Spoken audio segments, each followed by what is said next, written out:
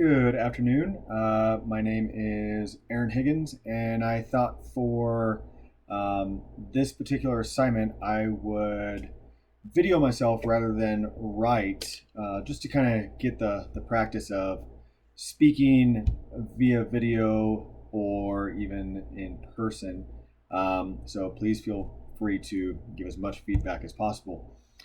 This week, with us discussing Annan, and I hope I don't butcher that name.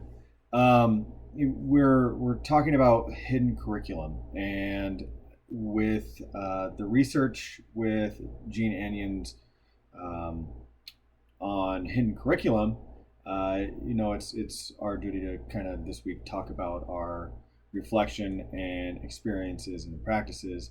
So just to kind of get it started.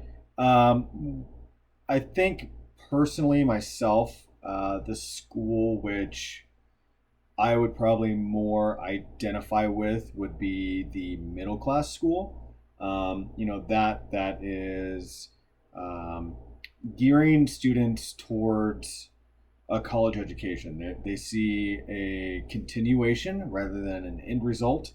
They every once in a while you'll have a teacher or a professor or principal or somebody like that has come from some sort of higher education or even a trade specifically to come in and teach students at either an advanced placement or advanced class of some sort, or even just upper division. And I know when I was growing up, my mom did her best to keep me in said school. We tend to move around a lot, mostly because she was military and always trying to figure out, she was a single mother, always trying to figure out where we were going. And she did her best to try and keep me in a school district or a school that had some sort of continued education approach. And I know where I was at, being a single mother, the higher affluent professional schools or even the executive elite or charter schools or anything like that, it was just too expensive. It's not something that was in our budget. We didn't have the ability to do it. And we had an opportunity to be in that middle class. So, part of it too is when we talk about that in the middle class, I know myself going to school, I had some phenomenal teachers and I had some kind of lackadaisical teachers that were just kind of there day to day, doing their thing, not really paying attention too much to what the students were doing, just kind of the very bare minimum. But I do recall kind of in my upper class um, schooling that I had an ex-law professor as a social studies teacher. She was great. She was fantastic. She really brought in a perspective that not everybody would really think about. She had only done it for about 1 year. I guess it was part of her continued education to teach in a high school position and do a little bit more of a social study case. But I thought that was phenomenal. She really kind of opened our eyes to the world beyond what it was just there in our local area or even the state, or I mean even the country for that matter. Um, I had a college art professor that came in and had the ability to teach us beyond what was actually supposed to be. So he taught us not just advanced art, but also art history. And that kind of goes to later with the hidden curriculum. And, it's not something that he was supposed to do. It wasn't in the curriculum per se, but he did it anyway. I think he knew what would be expected of us in college. So he went above and beyond his own curriculum and actually threw in some of the hidden curriculum. And then another one was, and I recall this greatly because I mean it's a finance course. It was we had a certified professional accountant come in, and actually teach our accounting class. I think she was retired, and looking just for something to do.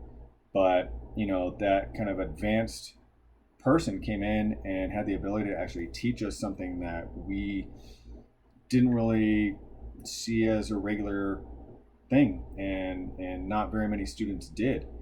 So, and again, majority of the teachers, not, sorry, not a majority of the teachers, but there were a lot of teachers that were just skating by, doing, the day to day, reading the same curriculum that they had done for the past 20 years, 15 years, 10 years, even 4 years. And you can definitely tell the difference between those that were coming in with a little bit more education, a little bit more ideas of how to do things, maybe that hidden curriculum that they weren't supposed to do, as opposed to those that were just kind of keeping everything very, very standard. Now, moving forward, I know I currently am not teaching. I did teach, but I'm going to focus more on the not teaching portion. I know personally, I would probably prefer either a working class or middle class, just because growing up in that area, I feel a connection to them. I have worked with affluent kids, more on the sports side of it. I'm completely comfortable talking with them and discussing things with them. I just think that the working class and middle school class, middle class, not middle school, middle class would gain to experience a lot more from their education, if people came in with a want and a drive. And so I know my goal personally is that working class or middle class school system. And then moving forward again, I know foreseeing a risk to perpetuate the hidden curriculum, would primarily be, going against the grain of teaching for the test, aiming specifically for those test scores, that No Child Left Behind, really trying to zero in and find the niche that every kid really needs and wants, and then being able to teach per kid, but also trying to grab things that might not necessarily be, what Annie was saying was that it can drive to complacency. Kids that act out. I know personally, I had a friend of mine that I helped get through a couple courses because he was acting out. I don't think he was challenged properly. He probably didn't take the right classes, but being able to kind of go behind the scenes and into that hidden curriculum a little bit, I think would really help draw out a lot of the students and a lot of kids in finding who they are. And I think the working class and middle class need that a lot more than the affluent or even the executive. And then ideas. I think my ideas and my thoughts for being able to push back or not allowing the hidden curriculum to impact what happens in the school. Allowing the kids to kind of read off track a little bit, but still stay parallel to what it is that we're trying to learn. I'm going to use college as an example. For instance, right now I'm taking a couple college courses, and they're different courses, but somehow, some way, I matched it up to where they're actually running parallel. So I'm getting a lot of the same perspective from different areas of the globe. And I find that very, very interesting because as I'm going to be a history teacher, as a history teacher, the ability to find connection all over is going to be a necessity. And if you just teach, let's say, U.S. history, and you're only going with what the book says and only what the book says, you're going to get that complacency. You're going to get those kids that are going to lash out, and they're not going to really absorb everything. But if you have the ability to go parallel and still stay on track to what it is that you're trying to teach, but show a different perspective, I think that's going to be really, really, really important. And then allowing group projects that have the ability to take those aspects and then bring them back in. So you as an instructor, not necessarily needing to zero in on that hidden curriculum, but allowing the students to go outside a little bit and then give them points along the way and say, hey, look, here's this, here's what happened here, here's what happened here, here's what happened here.